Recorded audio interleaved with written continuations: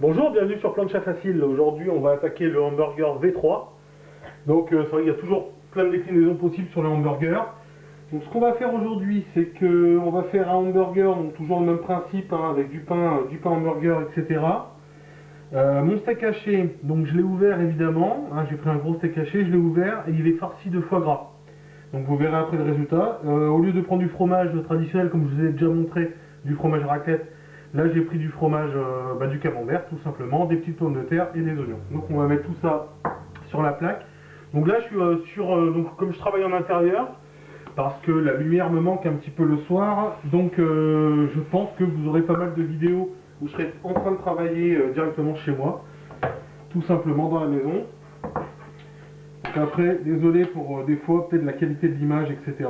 Le modèle de plancha utilisé n'est pas le même non plus. Puisque là j'utilise une plancha électrique. Bon, j'ai pris ça l'hiver dernier parce qu'il faisait un peu trop froid pour cuisiner dehors. Et je la trouve assez pratique parce qu'elle est compacte, tout simplement. Donc j'utilise ce produit-là. Je mets mes oignons, je garde mon fromage de côté puisque je le mettrai bien plus tard évidemment. Et mon pain aussi. Donc là des petites pommes de terre, hein, mais que je vais pas. Les pommes de terre par contre je vais pas du tout les mettre dans mon burger, comme j'ai déjà pu faire. Là, les pommes de terre, c'est uniquement de l'accompagnement, tout simplement. Alors, je vais limiter les dégâts par contre, puisque je vais utiliser ce produit-là, qui me permet tout simplement, c'est un anti-projection. Hein, c'est ce que vous trouvez pour les poêles, etc., lorsque vous cuisinez, pour éviter les projections dans les cuisines. Comme moi, je vous épargne de ma haute aspirante, sinon on ne s'entendrait pas, enfin vous ne m'entendriez pas. Donc là je préfère directement utiliser ça, ça va déjà sentir dans la maison. Si je peux éviter d'avoir des projections partout, ça va m'arranger aussi au passage. Donc là je l'ai mis à fond, ça c'est un modèle qui monte à 300 degrés. J'ai déjà fait une cuisson juste avant, hein, tout simplement. Donc là voilà, je pars sur cette cuisson là derrière. C'est un produit assez performant, il faut se méfier parce que c'est vrai qu'il monte assez haut dans les tours quand même, hein. Il chauffe bien quand même. Donc voilà, mais là comme mon but c'est de saisir tout ça. Donc, je vais récupérer ma grille aussi pour mes pains.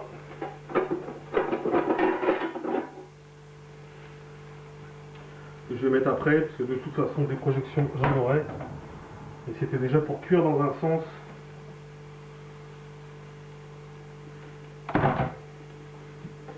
Donc, je rajoute. Donc ça c'est de l'huile d'olive en spray, hein. Je vous ai déjà montré dans les autres vidéos. C'est l'intérêt en fait, c'est que ça fait vraiment un voile. Vous voyez quand je le projette, au lieu de faire des grosses gouttelettes, comme quand on fait son spray soi-même, tout simplement, parce que bon c'est sympa aussi à faire.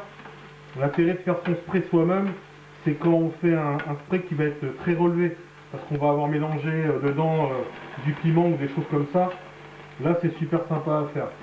Après là en ce qui me concerne, j'ai pas fait de mélange dans celui-ci. Enfin dans les sprays, j'ai pas besoin de mélange, donc là j'ai pris un spray comme ça, je trouve ça assez efficace. Je vais retourner ma viande en faisant attention qu'elle se décompose pas trop, parce que, comment dirais-je, comme je l'ai reformée, hein, tout simplement, j'ai pas d'emporte-pièce, donc je veux pas qu'elle se défasse trop. Voilà, donc je l'écrase, elle reste bien compacte, hein, ici, j'ai retassé tout ça. Et j'ai l'intérêt en fait d'avoir mis mon foie gras, c'est que j'ai mon foie gras qui reste à l'intérieur et qui reste chaud à l'intérieur. Donc mon foie gras, mon bloc de foie gras va fondre à l'intérieur de ma viande. Donc quand je vais couper, je vais vous faire une présentation avec le tout coupé directement.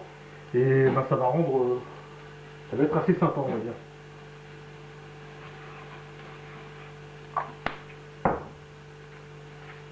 Donc là, lorsque moi je le fais, donc c'était vraiment pour vous montrer avec le foie gras à l'intérieur du steak haché. Quand je le fais habituellement, en fait, c'est à ce moment-là quand je le retourne, donc je le laisse cuire d'un côté. Quand je le retourne, c'est à ce moment-là où moi je prends un petit peu de foie gras. Alors je ne vous ai pas montré ce que j'utilisais comme foie gras, mais ça sert à rien de prendre du Labéry. Ça sert à rien de prendre du foie gras Labéry hors de prix. Moi, vous devez le voir d'ici, hein, c'est des blocs de foie gras de Super U tout simplement, ça coûte 5 €, quelque chose comme ça. Voilà, ça fait très bien l'affaire, on n'est pas obligé d'exploser du super beau foie gras. Et effectivement, quand je retourne mon steak haché, j'en prends un petit peu avec mon couteau et j'étale en surface sur mon steak haché. Comme cette partie-là est déjà très très chaude, en fait, ça pose pas de soucis. J'en retourne ici. Donc là, mes pains restent au chaud, même principe. Si vous avez suivi en burger V1, en burger V2, c'est exactement le même principe, hein.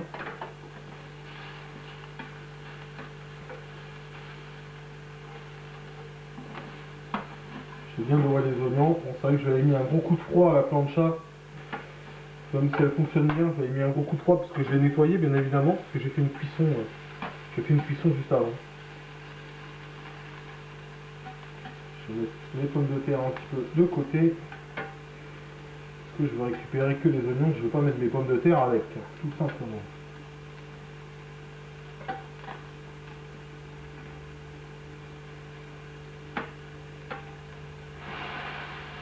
Voilà, là ma cuisson est bonne. Je vais pouvoir constituer mon hamburger. Alors comme je le fais à chaque fois, hein, quand je constitue le hamburger, vous avez l'habitude, si vous suivez un petit peu les vidéos que je vous propose, et bien je vais mettre mon fromage directement dessus. Et là, évidemment, il ne peut pas se détacher.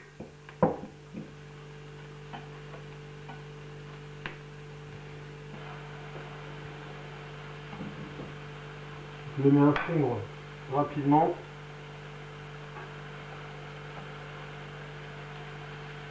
Donc ça sent bon le camembert, comme vous vous doutez. L'intérêt c'est de changer un petit peu de fromage et de faire un produit, allez, on va dire ça un petit peu terroir, quoi. Hein, camembert, ça change un petit peu, le foie gras, ça change un petit peu. Pas des choses qu'on voit spécialement dans les préparations de hamburger. Je rajoute le reste de fromage ici. Et c'est un mélange, on va dire que c'est un mélange très terroir. Voilà. On va dire comme ça. Donc mon steak par-dessus. Je rajoute mes oignons.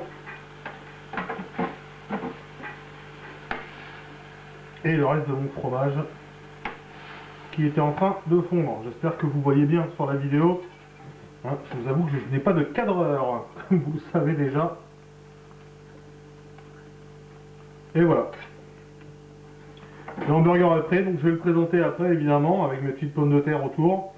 Et je vais le couper pour que vous voyez le foie gras à l'intérieur.